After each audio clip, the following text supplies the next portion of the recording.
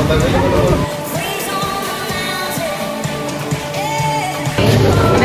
Swan. Sino ang tamang pangalan natin?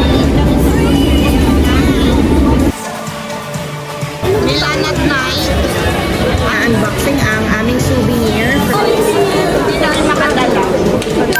Good morning mga love-love! Ayan, nandito kasama ng aking mga ka-sisters, ang aming area head, wifey, na si Sis Ana, si Sis Mary Jane, at si Sister Gina. Of course, kilala nyo na. Ayan, pupunta kami ngayon sa Milan for, ano nga ang gawin natin? Eco Conference ng Handmaids of the Lord. Kaya ayan, kita-kits tayo mamaya sa mga ganap doon sa Milano at makikita din namin yung mga ka-hold sisters namin sa iba't ibang panig ng mundo.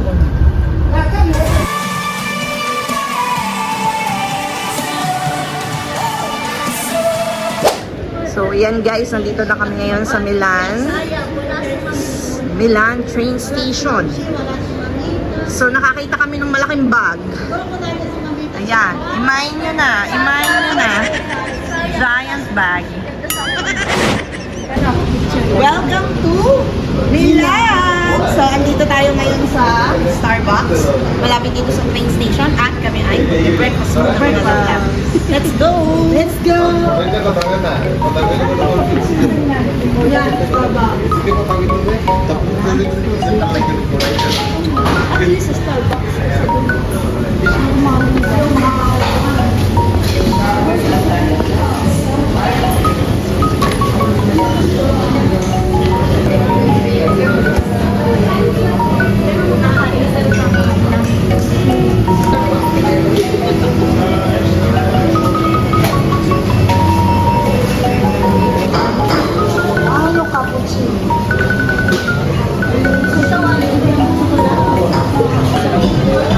May chips din sila.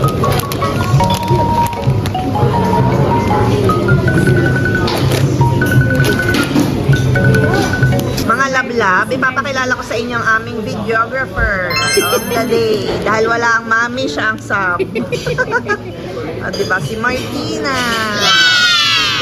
Ayan, mga lab-lab. Nag-order na kami ng kape.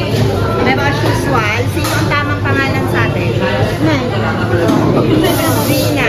Si Jane. Yung amin mali. Pakita mo bunso, mali ang amin. Ayan. Breakfast muna tayo, mga lab-lab.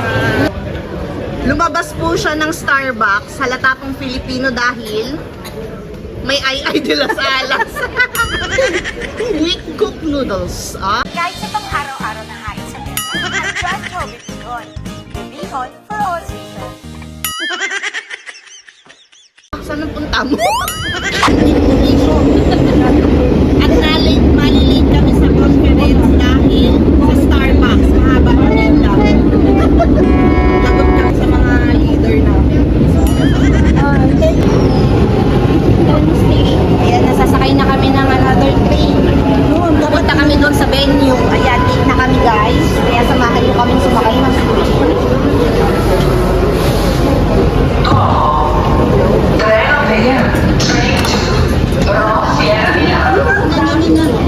sakto. Ayan, para sa amin welcome. Ayan po, may sundo po kami si Brother Mandy ng Milano. Ang sabi niya 5 kilometers daw ang amin. Hinahanap po ang kotse. Ito na pala yung venue. Niloloko ka lang. Malapit sa station. Ating mga napay.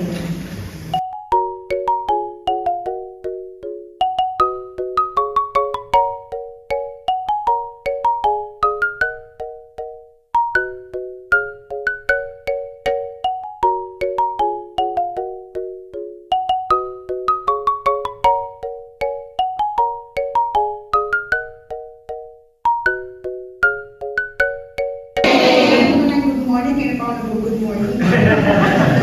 Okay. So,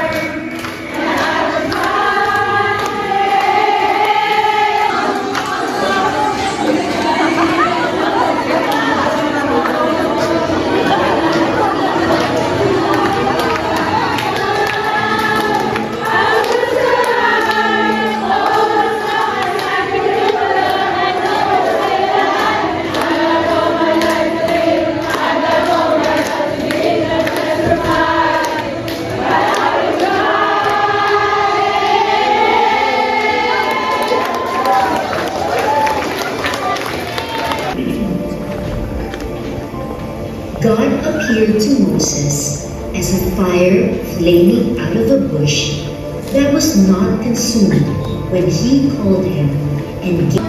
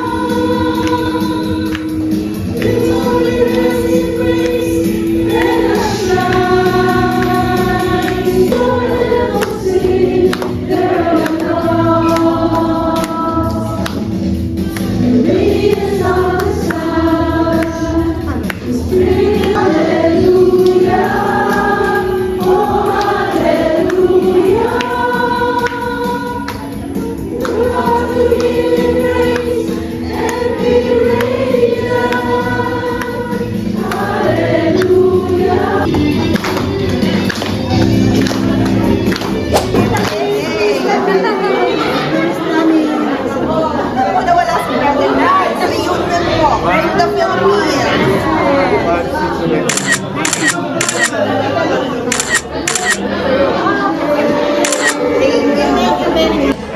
Ayan. 2 years na agad yun. 2 years na kami hindi nakita ni Sister Abed from Torino.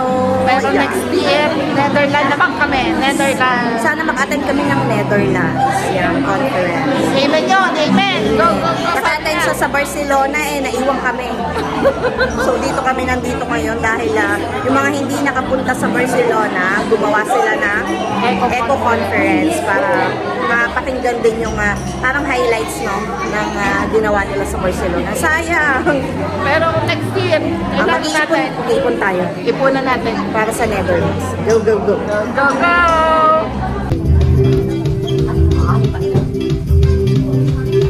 You are the light within me. I want to love me. Even when I want to go my own way, Jesus, you make me strong. Nobody here, even when it's tough, I'm gonna shine my light on you. Yes, I will be good, and I will be kind. I'm gonna shine my light on you. I'll shine for you.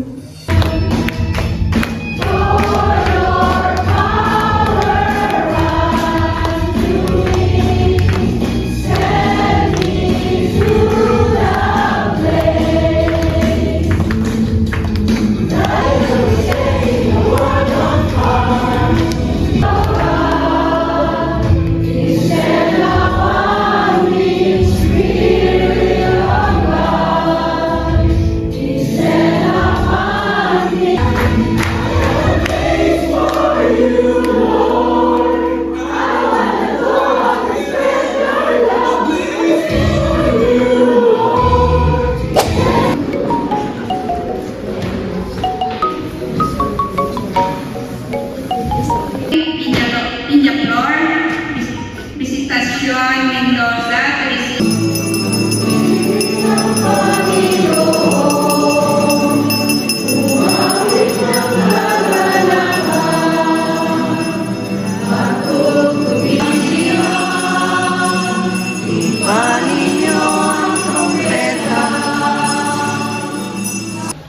mayaman na nagbigay sa Manila. It's the circumstances. Sa tingin niyo, ano yung mas mabigat? Mahirap na nagbigay sa mahirap. Mahirap na nagbigay sa kanyang kapwa. Kasi kung anong alam niyang walang-wala na siya, pero andyan pa rin ang kalooban niya para magbigay sa kapwa niya. While yung mayaman, it's out of his, yung sobra lang sa kanya. Imagine, sino kaya hindi ko naman sinabi na, sino kaya sa tingin niyo ang papanigan? Both of them are doing good. At sa tingin niyo, sino kaya ang mas kakasiyahan ng Panginoon? Mahirap. Sarap na. Kayo na yung mag-husga niya.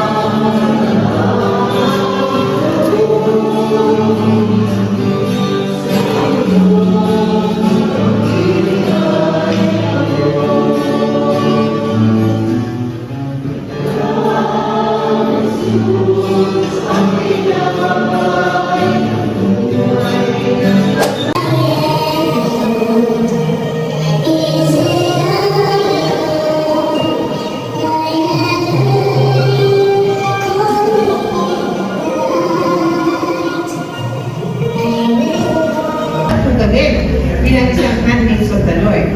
So, kailangan we should shine brightly, no? We should shine brightly for us and for others. Okay? It's something personal. So, pag sinabi mo personal, importante ka sa kanya, no? Tinatawag ka niya. Tinatawag niya tayo. It is something personal. It is something that is important. Worthy to take this office. I am not able to answer their questions. What if they don't believe me? What if they don't listen to me? I am not really good with words. I easily get tongue-tied and I often. There are other way better than me. Please send someone.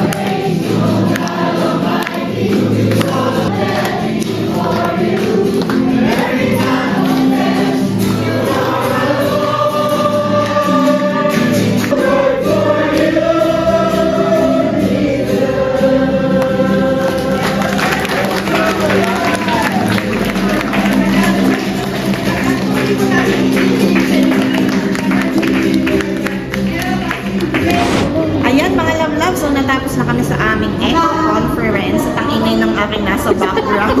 At alam niyo naman kami, hindi kami uuwi nang walang dalang Jollibee. Kaya umuwi kami ngayon sa Jollibee kahit gabi na.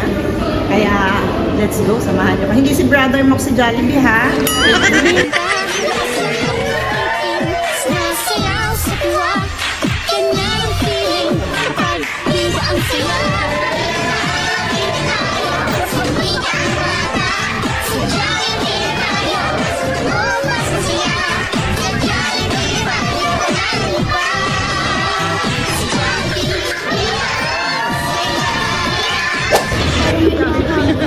Milan at night, ang daming tao. Ayan ang Duomo de Milan. Lagi nyo naman nakikita yan mga lablab. Tingnan nyo na lang yung napakadaming tao sa square. Grabe.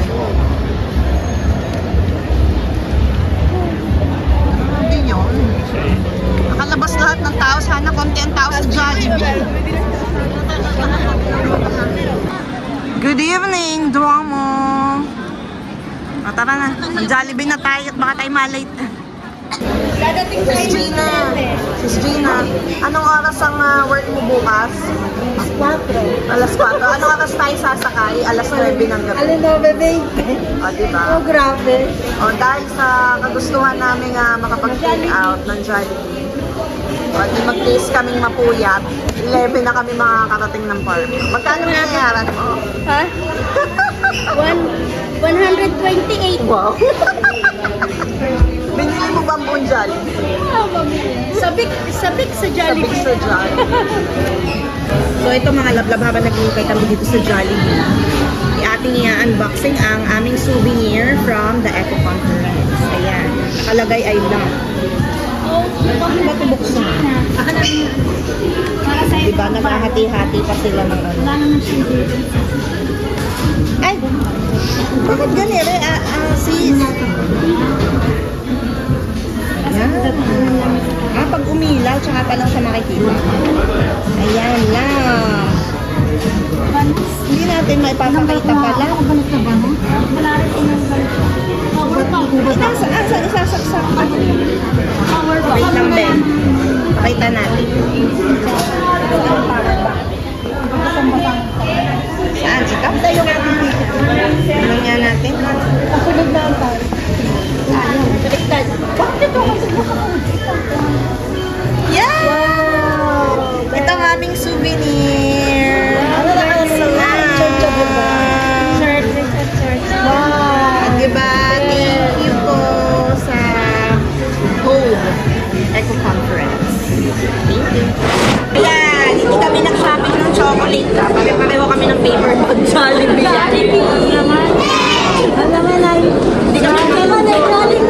Hindi kami makadala. Ayan, dito na kami. Kami pauwi na ng Parma na exhausted. Pero kay Lord. Kay Lord. Lahat ng pagod ay nawawala. Okay, tara na. Dito tayo. Bye-bye. Bye-bye. Anong inyong mga natutunan sa ating Eco Conference? Sa akin, yung lahat, madami. Kumbaga, yung 5 to, parang tumatak sa atin lahat. Pero yung tumatak sa akin, yung unto death, yung last part ng talk ni Sister Nora na ibinaba si Jesus Christ sa cross. Tapos pagbaba niya, nandun si Mama Mary na sinasahod siya. Diba, yun, kumbaga, bilang nanay, parang hanggang sa huli, hindi ko kayang iwan ang aking mga anak. Kumbaga, kung po pwede lang na, kung po pwedeng ako na lang yung sumalo ng sakit na nararamdaman ng mga anak ko, akin na lang bilang nanay, ako na lang ang papasalin lahat ng masakit para sa kanila. Ay, 2 palakpak. Amen. Amen. Parang ganun nga yung Oh, Sis Gina. Ako naman. Lalim ating. Sa ako, sa 5 tok nun, marami ako natutunan. Hindi ko na kayang isa-isahin. Pero ang akin na ko doon, yung pag ikaw ay, nung ikay tinawag ni Lord para mag-serve mag-serve basta pag tinawag ka ni Lord, kailangan mong mag-yes lagi. Yes So, yes ka lagi. na sa angkop. Yes. Yes, ka na sa Coordinator. Na biglang na on the spot. Laging mag-serve. Sis, ikaw naman, Sis Jane. Ano ba yan? So ito yun na marami yung para sa akin bilang sa experience ko, yung napakahalaga talaga ng isang pagiging humility at yun nga, obedience. Oh, di ba may note siya na? Yun yung isang napakahalaga sa akin. And yung everyday nga, kailangan parang lagi mo ding papakita sa iba lahat ng mga good na ginagawa. And isang na-feel ko lang yung sa pag-aalinlangan ng by calling, kailangan ay ngayon nagiging malakas na yung basta nagiging malakas na parang hindi ka na mahihiya pagdating lagi kay Lord. Yun lang. Palpak! Sa Pilipino yun, sabi ko, bakit gayon? Nakita sa tabi. Dahil ano gaya? Nakita namin sa heart vocalista. Gulat ko, Sige lang. So ayan mga lablab, gusto ko magpasalamat sa aking napakasipag na videographer, photographer na si Martina. At napaka-channel niya, talagang buong araw na siyang nag-videographer sa amin. Napakagaling, napakahusay. Kaya naman mga lablab, panoorin niyo itong vlog na ito. At huwag kakalimutang mag-subscribe, mag-like, mag-leave ng comments. At kita-kits ulit sa mga susunod na vlogs. At talagang napakadami namin natutunan today. Kaya thank you Lord and love you guys. Okay.